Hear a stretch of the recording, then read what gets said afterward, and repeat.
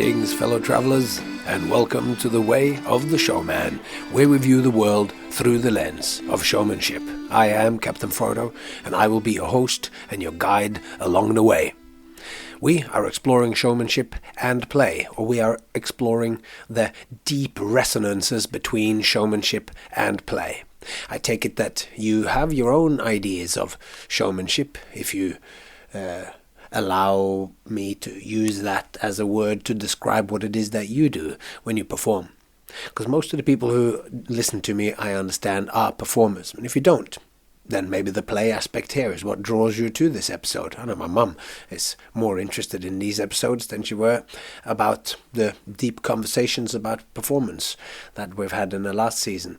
So either way, we have the showmanship and we have the play and we have the deep resonances between, and we've already spent a few episodes talking about showmanship, and we got a whole season 2, deeply delving into what showmanship is, and you might have a strong relationship to that because you're a performer, and that's why we in this season has to dive a little bit further into what play is, because as we see when we find the descriptions and the depths of play, I believe that we see more and more and more the aspect or the kind of behaviors or the kind of role and the kind of niche that we showfolk actually represent in the world. So, quick synopsis of the last episode before we move on. So, we looked at play as something which is so prevalent when every single mammal out there that we know of, and arguably there are lots of other animals too that might exhibit play, but certainly all animals that are mammals, they all play. They exhibit powerful play. We are the most playful of all those species, and certain people like Peter Gray and Friedrich Schiller, separated by quite a while, those two thinkers, but they think that play is not just something that we kind of do a little bit of, it's an actual separate instinct in us. So we looked at that. You can go back and look at more details with that, and the fact that it is so prevalent, it means that it's got to have an important purpose. And one of the reasons why we know that it's got to have a purpose is that we are so frequently drawn towards risky play. Risky behavior, it's fun, it's exciting. There's so many risky kinds of play, and if there's even quite a low elevation of the probability of dying before you procreate, as dying in childhood, and if you're dying in play, chances are you might die whilst playing as a child. So it would have a strong impact on natural selection if you didn't survive. So that means there's got to be some benefits to play, and we looked at that, and we also looked at flow and play, and we basically drew an equal sign between the being in a flow state, which we adults might find ourselves, and children who are in a state of play. Being fully engaged in play is a kind of flow state. So maybe that's how we adults play. Then we talked about the difference between formal games and informal games, and how some of those, the more they diverge, like kids being involved on taking sports very seriously, might be more prone to injury than if you're just playing along in the garden or whatever.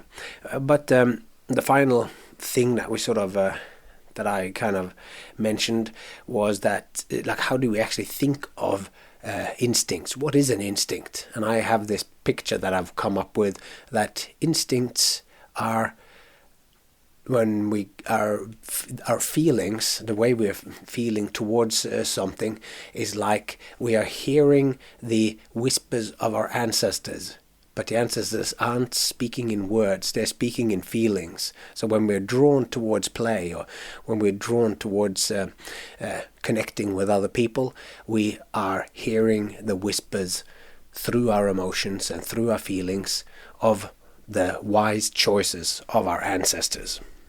And now, with all of that said, let's move on to today's topic, and we're actually going to spread this out over 3 episodes, where we're going to talk about the different traits, the different because play is so nebulous, it's hard to pin down. So we want to try to pin down certain traits, certain ways of being in the world, and that we can then use to say this is how the play instinct manifests itself.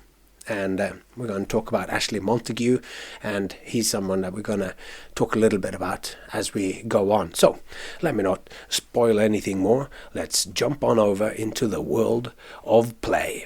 But just while I have your attention, maybe just click follow and subscribe to The Way of the Showman. This way you can get all the episodes immediately as they come down. It might not always be the right time to listen to these episodes, but then you have it in your podcast downloader, whatever that choice of yours is. So now, second take, let's jump into the world of ideas and get some more details on how play manifests in the world.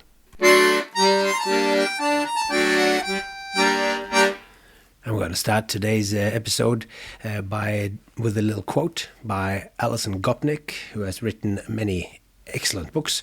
She's a great researcher and thinker, and she has some interesting things to say about play in many of her books, and I found this quote and I thought it was excellent. So, adults, this is Allison Gopnik, adults and children spend their days differently.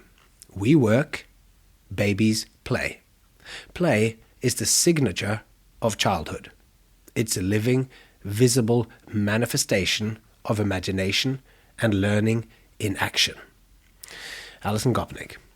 It's a visible manifestation of imagination and learning in action. And this quote is kind of encapsulating what we're trying to do over the next 3 episodes.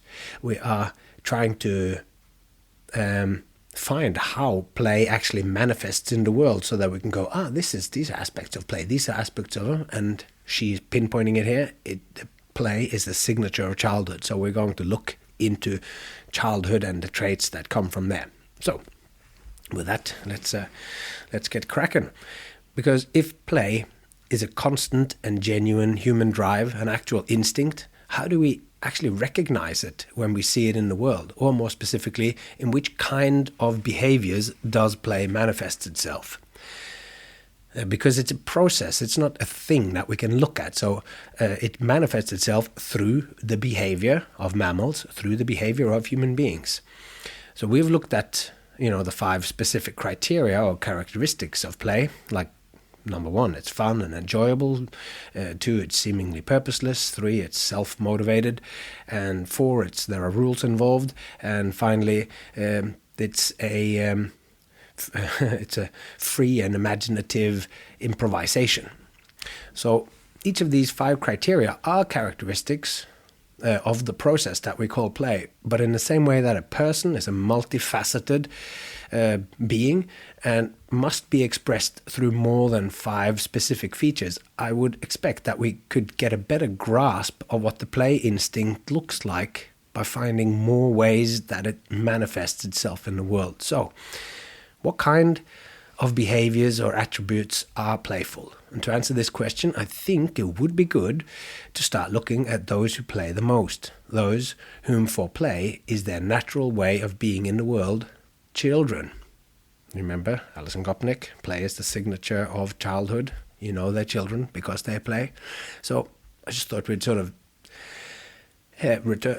talk about Einstein, because he had many interesting things, and he was asked by the State University of New York in 1936 to speak about education. And in this talk that you can find online, or you can find it in writing anyway, we find Einstein praising the virtues of the childlike. And he names loving interest, desire for truth, and divine curiosity as aspects of the childlike. So he thinks loving interest, desire for truth, and divine curiosity are all sort of aspects of the childlike. And bearing in mind that he was no scholar of pedagogy, or he was merely a brilliant man who had maybe I don't know if that's related, but he had a rather difficult early childhood. I mean, he didn't actually begin to talk until he was 3 years old. And he didn't have it easy in primary school. But anyway, Einstein's opinion was that the most important task for schools was to foster a desire for knowledge and an artist-like workmanship. So desire for knowledge, wanting to know. And also an artist-like workmanship. And what did he mean by this, an artist-like workmanship?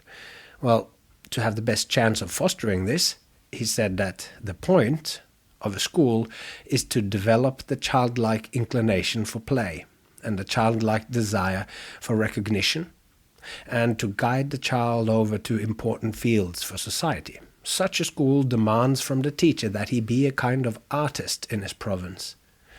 And that's the end quote by Einstein.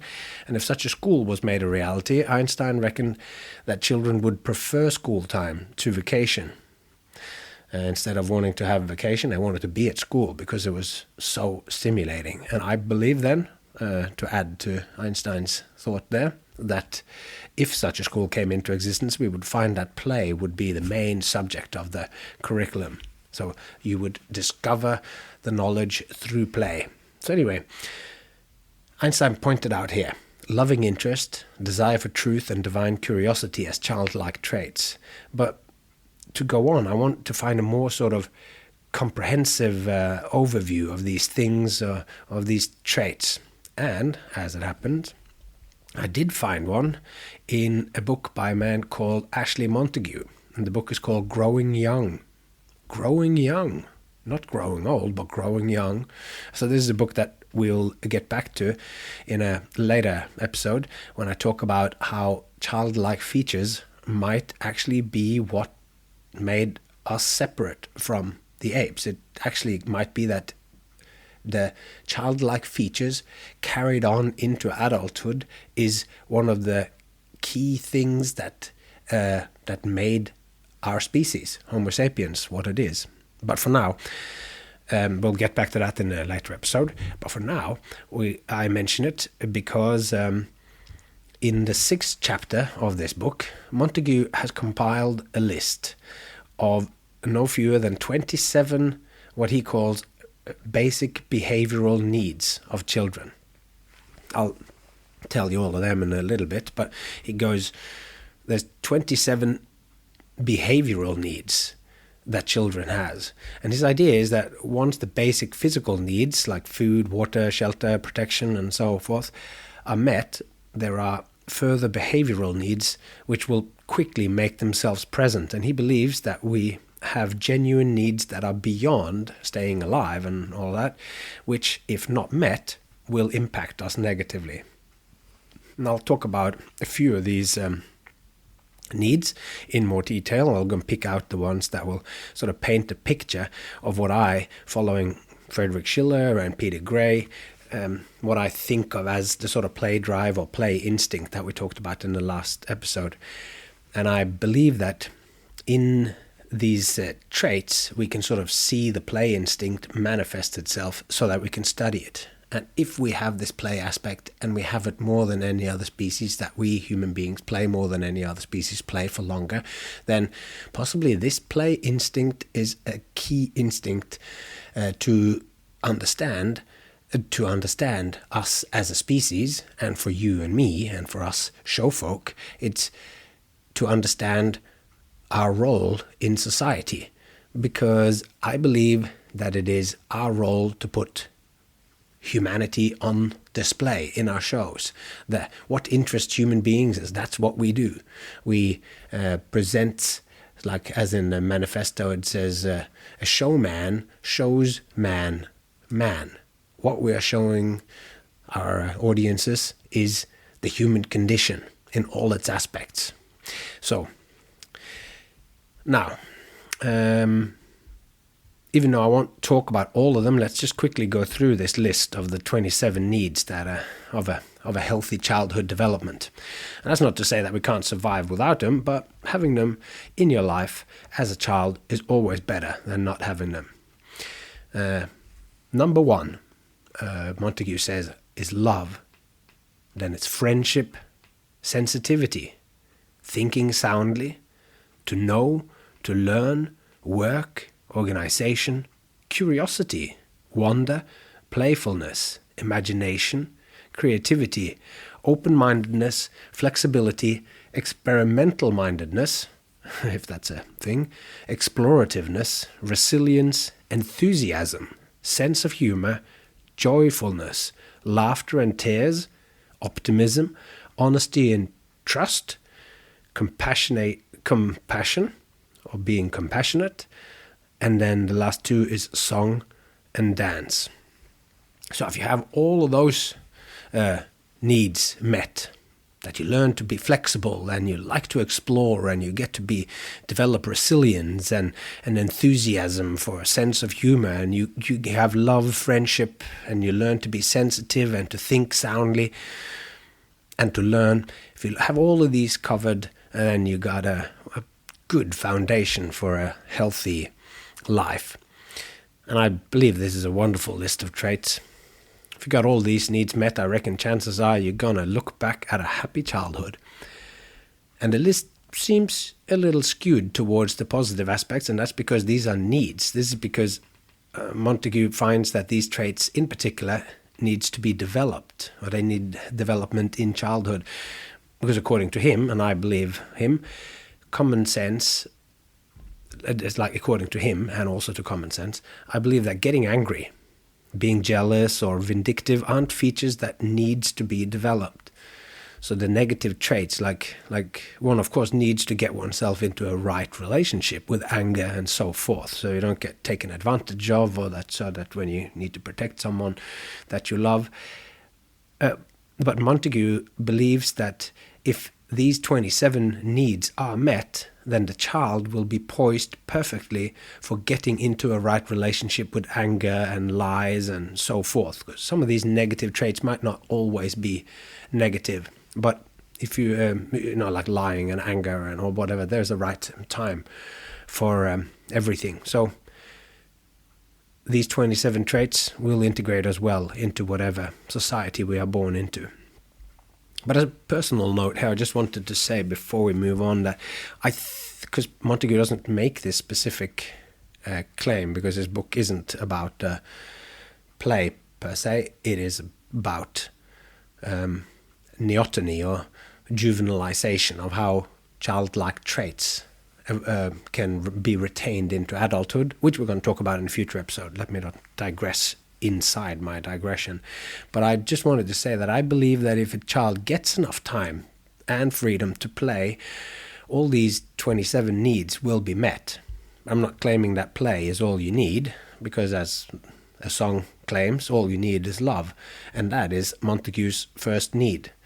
And certain aspects of love is covered by play, but I do believe that there are aspects of love that might not be fully covered by play, such as the particular kind of love that we get from parents or loving caregivers. So this is a particular need all on its own. And once I'd sort of thought of this, and there are many different aspects or whatever, but I'm not going to go through all the things where I'm going to play couldn't cover this or couldn't cover that. But once I'd thought about this thing of parental love, then I began to think a lot about it, and as a result of that thinking, I have a few things to say about it, and I'm going to do that in a future episode. But my main point now, before moving on, is that I think that these 27 needs would, by and large, be met by being allowed to freely play with kids of mixed ages and abilities.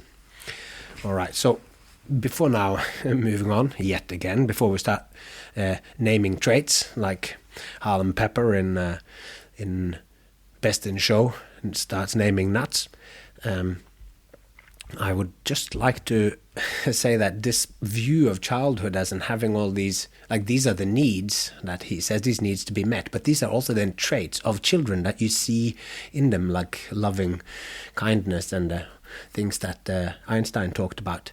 So these are the needs, but that's also then the aspects of a childhood that they are then they are pulled towards, so they're inclined to do.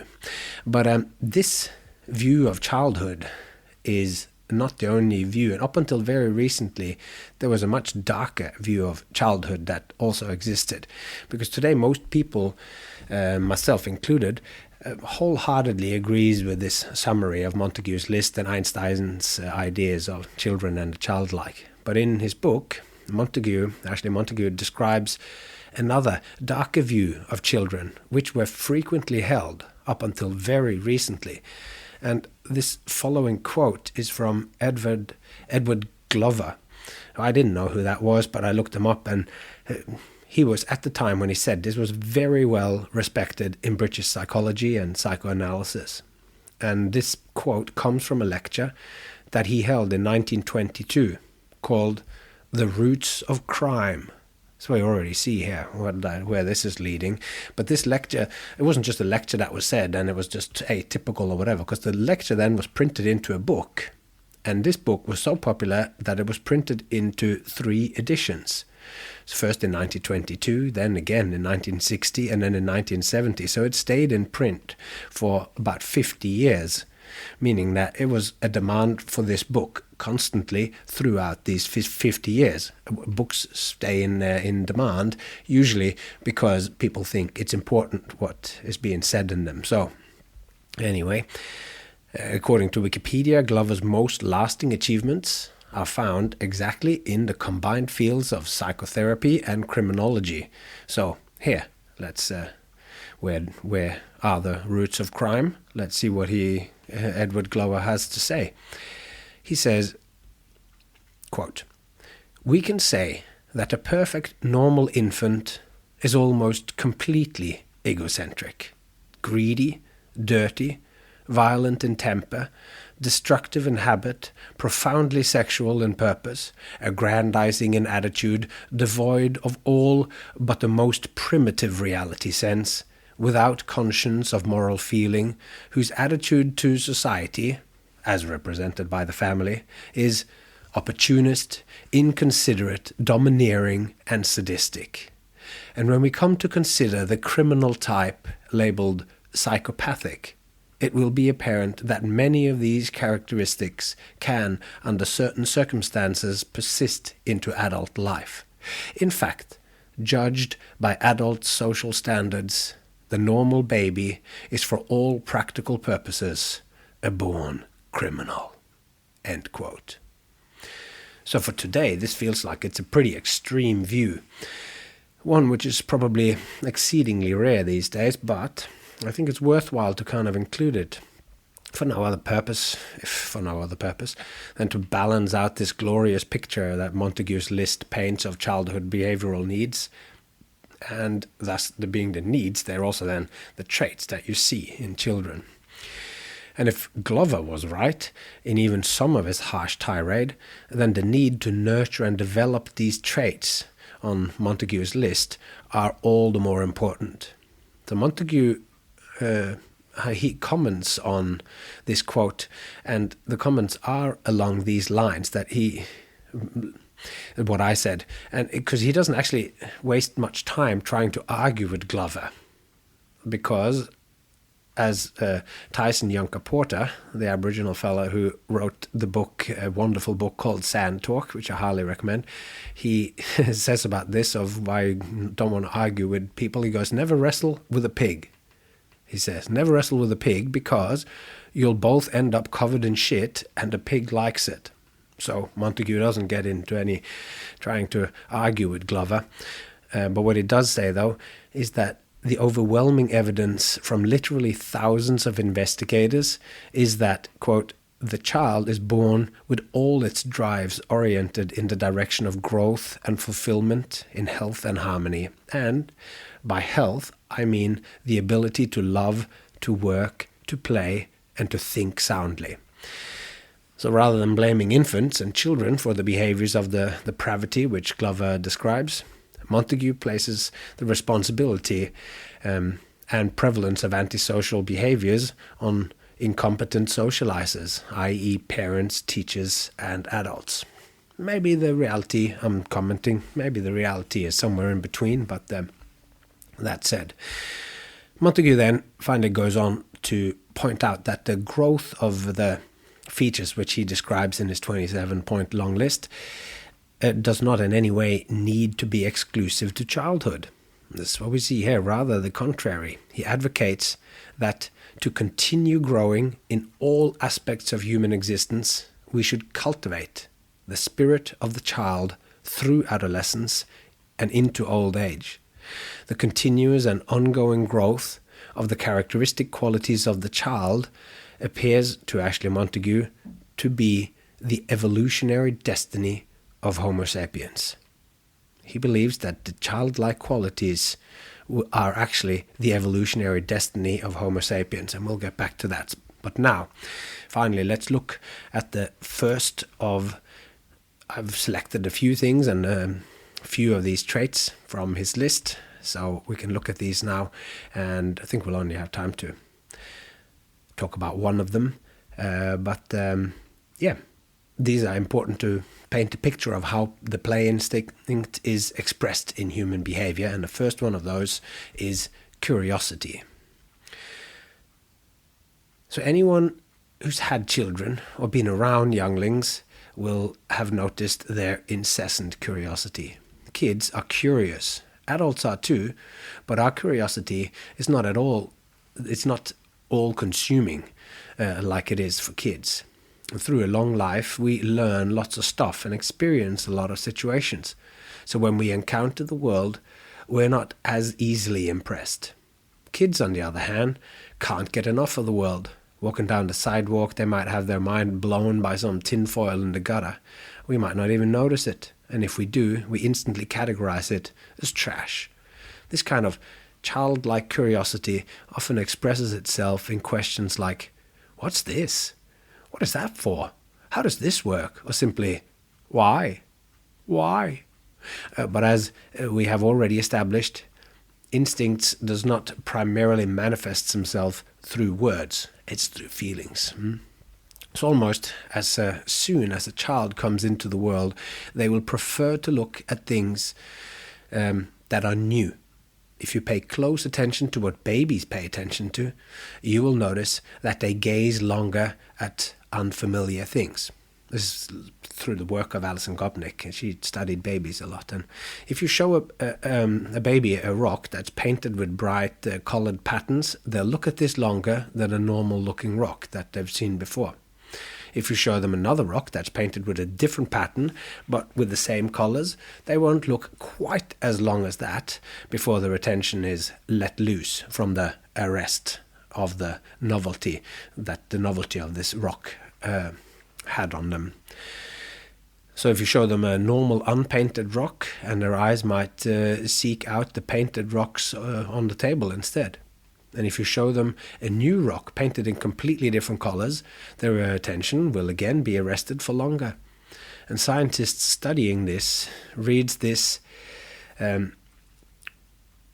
as they interpret it as that we seek out and study the new, and they see this as an aspect of curiosity. So in a book that I've mentioned before, where we talked about kids playing in the concentration camps, so in the introduction to this, oh no, actually that wasn't that book, but I think maybe he mentions it too, but I actually talked about another book, but beside the point. In the introduction to the Norwegian biologist Marcus Lindholm's book, and this book is called Curiosity, and it is from 2020, yeah, and I would have to think there. I think it's from 2020. But in the book, he distinguishes, or is it from 2022, actually? I think it's from 2022, yeah. Anyway, not that you care that much. In this book, he distinguishes between different kinds of curiosity.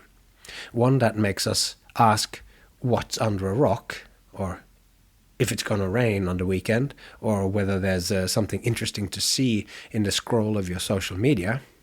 And another kind of curiosity is wonder.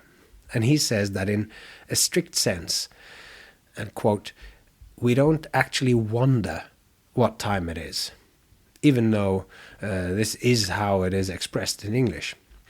When you want to know what time it is, you're not filled with wonder as to what glorious or sublime experience awaits you upon finding out if it's 2:15 or 2:30. We don't wonder what time is. we wonder what time is, says Lindholm. He describes wonder as a mild form of alienation in not feeling quite at home. The two kinds of curiosity blends into each other and are more of a spectrum than clearly defined things, but rather two aspects of an attitude, rather than two separate, completely separate things or separate ways to view the world. So this is interesting. It's like we're curious about, wonder what's behind that corner, but we really wonder about what is time, what is play, what does it mean, all this stuff. So recently, in May 2023, I had a chance to meet up with a man called Ivar Heckscher. And if you are a faithful listener to the podcast, then you will have heard him talk in some of these recent episodes in the end of season 3. He's an 80-year-old man who has been instrumental in creating the circus school in Stockholm. And during one of the conversations Jay Gilligan and I had with him, and you might already have heard this, but I'm saying it here, he briefly talks about how we can kind of the relationships to anything that we have, that in any kind of relationship that we have towards something, there could seem to be a progression from curiosity to interest to love. So my relationship to anything, there is a progression in this relationship that can go from curiosity to interest to love as 3 different aspects of ways of relating. And I found this to be quite profound. Perhaps this is well known to you and many others, but to see these 3 as transformations and expansions of essentially the same thing, to me this just made immediate sense. And with this in mind, I thought that Marcus Lindholm's first level of curiosity, as in what we experience when we look into the fridge wondering where the jam might be, interest, as Lindholm describes it, is a deepening of the curiosity, like an expansion where the encounter is with something more mysterious, like, is a strawberry, like you're looking, finding the strawberry jam, and then you start to wonder, is the strawberry dead as soon as it's picked? Or does it slowly die as time passes? Or is it only dead when it is rotten? You know, questions like this, such a curiosity sparks over into interest. And the first level is just wondering, that can be solved by finding the jam, whilst the debate about when a strawberry can be declared dead is something which we can't find the answer to in the same way that we can find the jam behind a head of lettuce. The mystery of the strawberry has transformed our curiosity into interest, which in this case both means a more active and ongoing wondering, but further, I would say that in the case of the strawberry, the etymology of the word interest, as in interest, a between being, seems to resonate for me as a beautiful description of the state of the picked strawberry. It's between life and dead.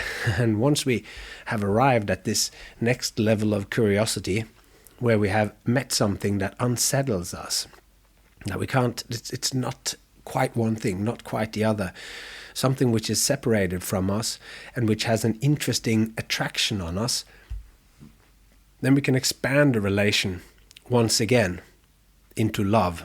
And love being the ability to sit with the feeling that one will never fully know a definite answer on the death of a strawberry.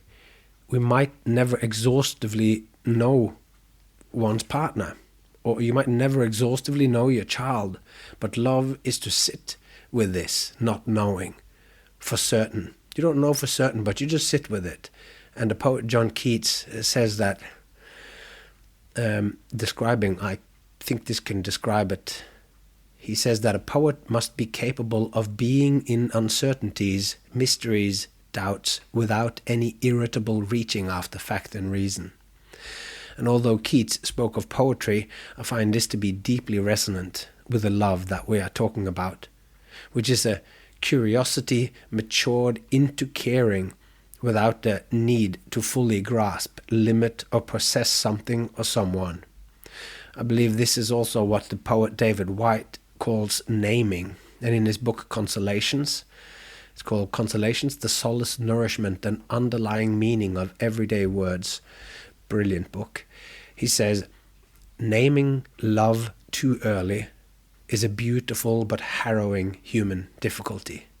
Most of our heartbreak comes from attempting to name who or what we love and the way we love too early in the vulnerable journey of discovery. Naming something too early makes it less than. We can never know in the beginning, in giving ourselves to a person, to a work, to a marriage, or to a cause, exactly what kind of love we are involved with. This is still David Whyte talking. When we demand a certain specific kind of reciprocation before the revelation has flowered completely, we find ourselves disappointed and bereaved, and in that grief we may miss the particular form of love that is actually possible, that did not meet our initial and too specific expectations. Feeling bereft, we take our identity as one who is disappointed in love, our almost proud disappointment preventing us from seeing the lack of reciprocation from the person or the situation as simply a difficult invitation into a deeper and as yet unrecognizable form of affection. So maybe this here as well is another way of how from curiosity, interest, love that Heckscher talked about, or that Marcus Lindholm talked about, these of the curiosity and wonder as two different aspects of it. So what I love about curiosity, and this is just this whole little bit is just to sort of explore curiosity for what the different ways that we can look at what it is, and it has always to do with relations. It's like when you're curious about something, you acknowledge that there are other things in the world, not yourself, and through the curiosity, through the interest, and through the love, your relationships change to those things. So the way we relate to the world, knowing these and viewing that through the lens of curiosity, interest, love, that helps enrichen the world. So what I love about curiosity, if viewed properly, is the humbleness that it instills. We stand before an ant's nest or a painting by Sean Miro or a carved wood religious icon or another human being, and we get filled with the sense that each of these have more to tell us, that they are more than what they appear to be. You don't know what, or even you don't even know how you know, but curiosity is the emotion that makes you stand before the world like a child. In encountering the world, the child grasps, as we have seen in the infant's infatuation with novelty, looking at the painted rocks, that the world is just filled with secrets. Wherever you turn, there's something new. And the child picks up anything and immediately asks, what? Why? How? Can I?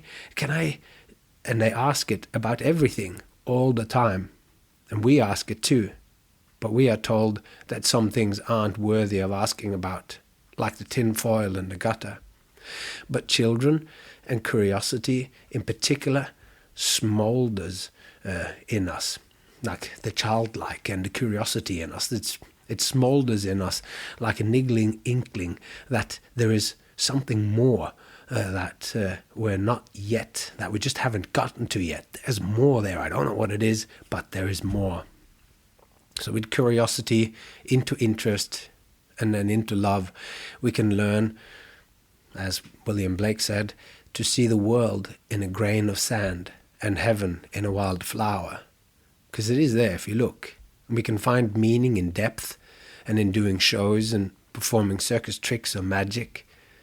And we just have to remain curious, not lose sight of the feeling that there is always more to something. Everything is deep and richly connected when you pursue it through the simple act of curiosity. Art, religion, science, and loving others are all areas where we should remember curiosity. Standing before a Bernini sculpture, the simple altar in a Greek church by the sea, and in studying a plant patiently, or your child or partner, with a genuine wish for them to reveal themselves. This is a wonderful way to get yourself into a right relationship with them, or getting yourself into a right relationship with the world. All right, I thought to finish off this episode, I would read you a little excerpt from a poem by Heathcote Williams. Heathcote Williams wrote a book, it's basically a long poem called Whale Nation, and this is a little excerpt from that, and I thought that it was apt because we have, in the beginning of this season, we spoke quite a bit about whales and whale evolution, and this is a connect with, and in this little excerpt, Heathcote Williams connects whales and play. So, just before I read that, maybe you want to go over onto Instagram. As soon as somebody reads poetry, you might get drawn towards social media. But go over there and follow the way of the showman. You won't be disappointed. Not so long ago, I handed out a whole bunch of T-shirts. Maybe something like that's going to happen again. Or maybe you just want to see if I finally have made something exciting, taken some cool pictures and put them up. Maybe not, but follow it nonetheless. So, now, without further ado, let's read this Whale Nation. Whales play in an amniotic paradise. Whales play in an amniotic paradise, their light minds shaped by buoyancy, unrestricted by gravity, somersaulting like angels or birds, like our own lives in the womb. Whales play for 3 times as long as they spend searching for food. Whales play for 3 times as long as they spend searching for food. Delicate, involved games, with floating seabirds' feathers blown high into the air, and logs of wood, flipped from the tops of their head, carried in their teeth, for a game of tag that ranges across the entire Pacific. Play without goals. And they do not work to eat. They play to eat. They do not work to eat. They play to eat. So that's Heathcote Williams, and I'll leave those words for you to take with you until next time. And take care of yourself and those you love, and I hope to see you along the way.